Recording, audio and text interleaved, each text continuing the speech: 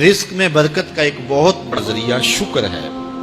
ارشاد فرمایا لَإِن شَكَرْتُمْ لَأَزِيدَنَّكُمْ، اگر تم شکر کرو گے وہ تمہیں اور زیادہ عطا کرے، اور اگر تم شکر نہیں کرو گے وَلَئِن كَفَرْتُمْ، کفران نعمت کرو گے، إِنَّ عَذَابِي لَشَدِيدٌ، تو پھر میرا عذاب بڑا سخت ہے۔ رزق کے اضافے کا ایک اور بہت بڑا سبب انفاق فی سبیل اللہ ہے۔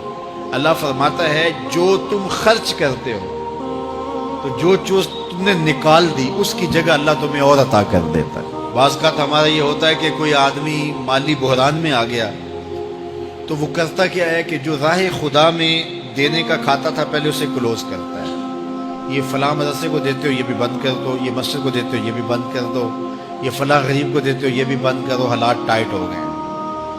لیکن 5 گاڑیاں ہیں تو 2 گاڑیوں پہ گزارا کر لیا جائے، پیٹرول بچے، یہ نہیں ہو سکتا۔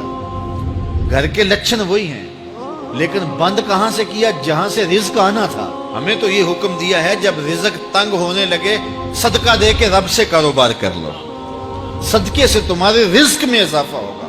یہ رب کا وعدہ ہے اور اللہ کے وعدے جھوٹے نہیں ہو سکتے۔ رزق کی برکت کا ایک اور بہت بڑا ذریعہ النکاح ہے۔ فرمایا اگر تم نکاح کرو گے تم فقیر ہو وہ تمہیں غنی کر دے گا۔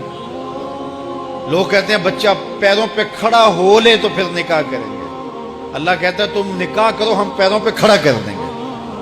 ہمارا فلسفہ اپنا ہے، اس کا حکم اپنا ہے۔ وہ کہتا ہے ابھی تو یہ اپنے لیے نہیں کماتا تو جو آئے گی اس کو کہاں سے کھلائے گا؟ میاں جس نے آنا ہے اس نے اپنا رزق لے کے آنا ہے۔ تو بچوں کی شادیاں کرو اگر وہ جوان ہو گئے، رزق نصیب ہو۔ اپنے اہل خانہ کو نماز کے حکم دینے سے رزق بڑھتا ہے، کیونکہ جو صبح کا وقت ہوتا ہے یہ رزق کے بٹنے کا وقت ہوتا ہے، اور جس گھر میں صبح کے وقت لوگ سوئے ہوئے ہوتے ہیں وہاں بے برکتیاں ہوتی ہیں۔ تو طلوع فجر سے لے کر کے طلوع آفتاب تک اپنی اولاد کو، بیوی کو، بچوں کو نہ سونے دیں۔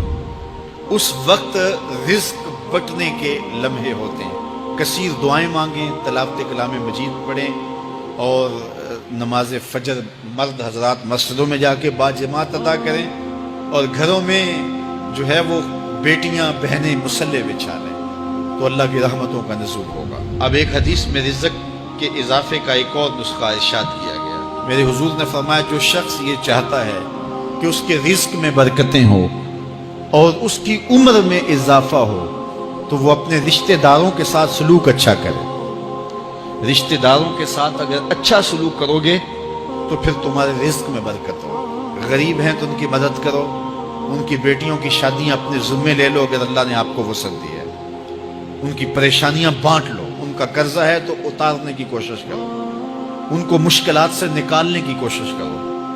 تم ان کو مشکلات سے نکالو گے اللہ تمہیں مشکلوں سے نکالے گا۔ تمہارے رزق میں بھی برکتیں ہوگی اور تمہارے مال میں بھی برکتیں ہوں۔ فرمایا بہتر صدقہ وہ ہے جو ناراض غریب رشتہ دار کو دیا جائے۔ اگر وہ پھنس گیا ہے، مجبور ہے، ناراض ہے، تو اس کو اگر دیں گے تمہارا نفس اس میں شامل نہیں ہوگا، تو یہ افضل صدقہ ہے جو ہر صورت میں قبول ہی قبول ہے۔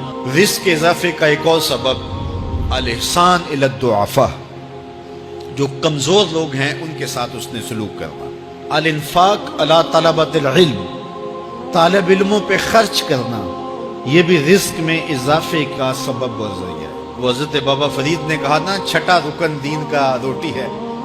گھر میں کچھ نہ ہو تو پھر نہ نماز اور نہ ہی دیگر امور کی لذت آتی ہے، تو یہ رزق فراواں اور وسیع اور مبارک نصیب کرتے اللہ۔ تو اس کے لیے ایک اور وظیفہ میں دیتا ہوں، اور وہ یہ کہ مغرب کے بعد 21 مرتبہ سورۃ الکوثر پڑھ لیں، کثرت ہو جائے گی انشاءاللہ۔ اول خدوشی پڑھ لیں، 5-7 منٹ لگتے ہوں گے، تو سورہ کوثر 21 مرتبہ روزانہ مغرب کی نماز کے بعد پڑھیں۔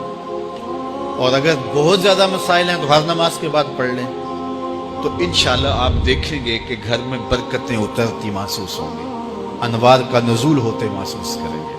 تو یہ وہ رزق کے اسباب ہیں، اگر ہم اختیار کر لیں تو ہم اللہ کی خاص رحمتوں کے حقدار ہوں گے۔ اللہ ہم سب